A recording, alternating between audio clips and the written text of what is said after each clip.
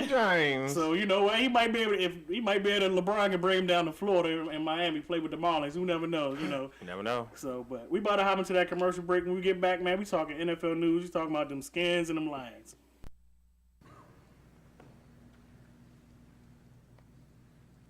What should I do?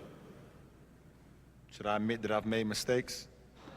Should I remind you that I've done this before? Should I give you a history lesson? What should I do? Should I tell you how much fun we had? So, this went well. Should I really believe I ruined my legacy? What should I do? What should I do? What should I do? Should I have my tattoo removed? Want to see my shiny new shoes? Should I just sell shoes? Shiny new shoes? Or should I tell you I am not a role model? Hi, Chuck. Seriously, what should I do? Should I tell you I'm a championship chaser? Did it for the money, rings? Should I be who you want me to be? Should I accept my role as a villain? Maybe I should just disappear. You should play football. Should I stop listening to my friends?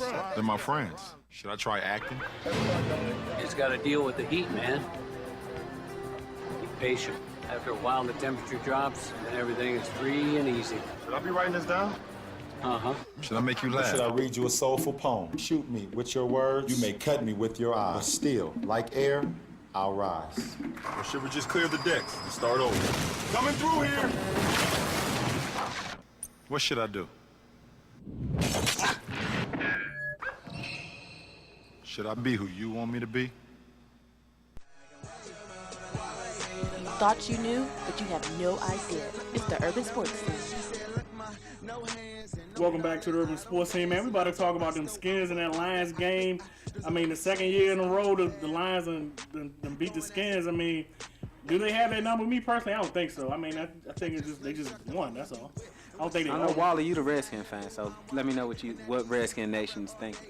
I mean, I can't speak for everybody else. I can only speak for myself, and I'm just frustrated at the O-line of in terms of the whole situation. The O-line and definitely Shanahan's ego. For the life of me, I don't understand why he's still playing Corey Lichtensteiger and Artis Hicks and Raybach. Well, I guess he has to play Raybach or Raybach, whatever. He has to play him. But we have Dockery on the bench sitting there, and he's better in pass protection. And we're getting killed right now in terms of pass protection. It makes no sense. With that comment, I'm guessing you didn't like that performance against the D-line of the Lions. Not at all. And Ndamukong Suh, man, I mean, he looked worthy right there, man. He had a touchdown return, and I don't know what Santana was doing at the end when he tried to push him or whatever. But what you think about that over there? First of all, I think that for the future, for the Detroit Lions, their defensive line, give them a couple years, I think it's going to be trouble for anyone that plays them. And Ndamukong Suh, he pretty much solidified, let everyone know why he was the number 2 overall pick.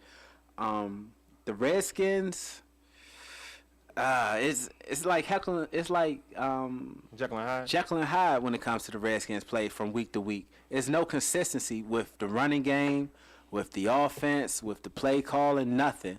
I mean, the only thing that's consistent is with the Redskins team is their inconsistency. You know that you're not going to get the same performance from week to week with them on offense. That is. No, I agree. I totally agree with that point. Like I said, it all stems to just a coach who's just arrogant and has this big ego, which, he plays guys that he feels fits his system, now working his system around guys who might be more talented, but he just doesn't want to work that system with them. You either fit his system or he's not willing to work with you. And that's my problem. Let me ask you this, though, Wally. I mean, we saw the offensive line performance. They didn't really help out Donovan a whole lot. Then what do you think about the decision that Shanahan made at the end of the game, bringing in Sexy Rex? Idiotic. It's idiotic. Then his excuses. I mean, if I heard he doesn't know the 2-minute drill, he's not in shape. I mean, they kind of coming up with stuff. I mean, he's a BSer, but he's the worst BSer in the world because his BS statements don't even make sense. I mean, on Sunday, in the post game, the press conference, he states that he doesn't know enough of the 2-minute drill for him to be in that point, so it's too much for him to actually take in. Then on Monday, it's like, his cardiovascular system is all messed up. he's not healthy enough. I don't know. It's just stupid to me. Cardiovascular system. Whatever, man. I'm just using what I can use right now, playing it all, man, winging it. But man, it just makes no sense, So man. right now, I mean, it's pretty safe. I think his ego is really preventing his team to really even succeed even more. I mean, Shanahan is a good coach, but at the same time, I mean, Well, you let me can't really put let a me quarterback let me in that let me type of throw out this situation. question to y'all.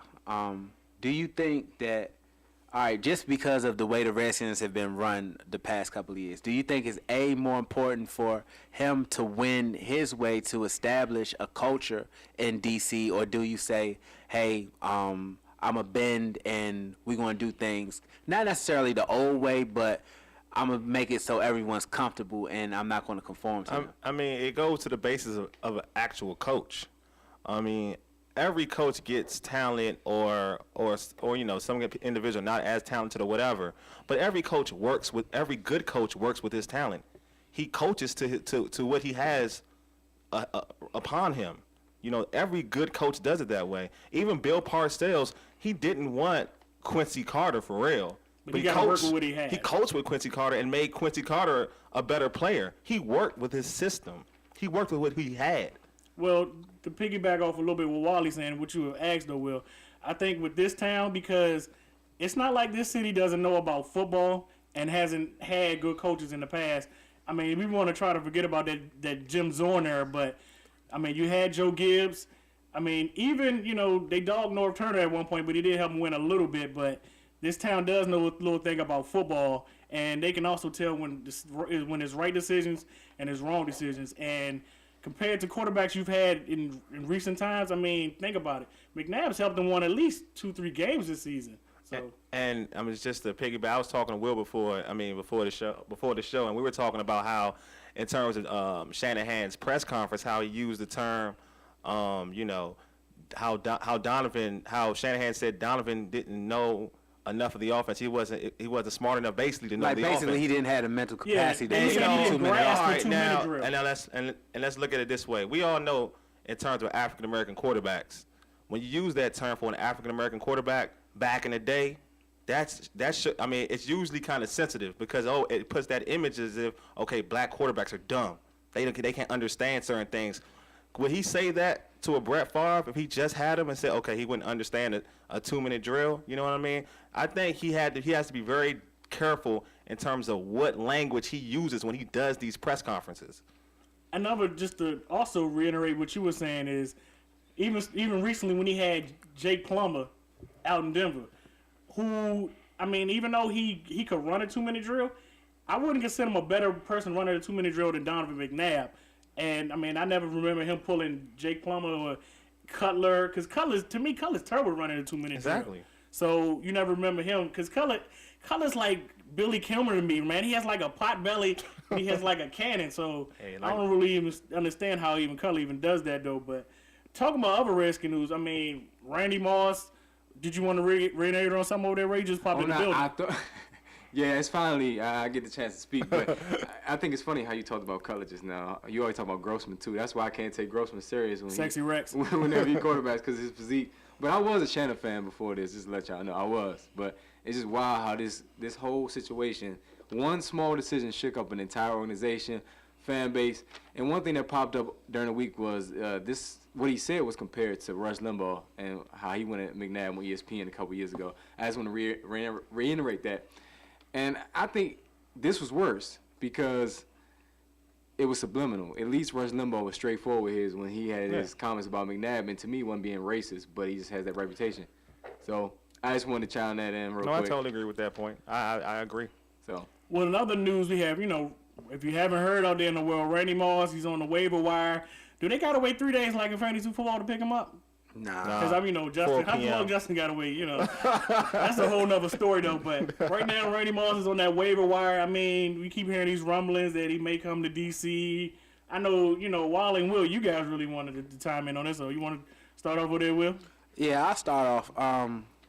One, I don't think Randy Moss is a good fit for the organization at this time. And here's a clip why I don't think he's a good fit for the organization. Like I said, man, it's been an emotional roller coaster this whole week, and tried to prepare, tried to talk to the players and coaches about how this game was going to be played, and a couple tendencies here, a couple tendencies here. But the bad part about it, you have 6 days to prepare for a team, and on the 7th day, that's Sunday, meaning the day, I guess they come over to me and say, Dag, Ross, you was right about this, about a couple plays and a couple schemes that they were going to run.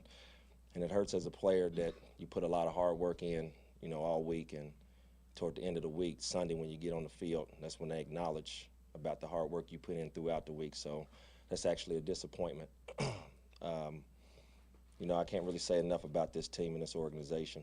I met with Miss Kraft before the game because I really didn't have a chance to talk to her before I left, and I just thank Miss Kraft for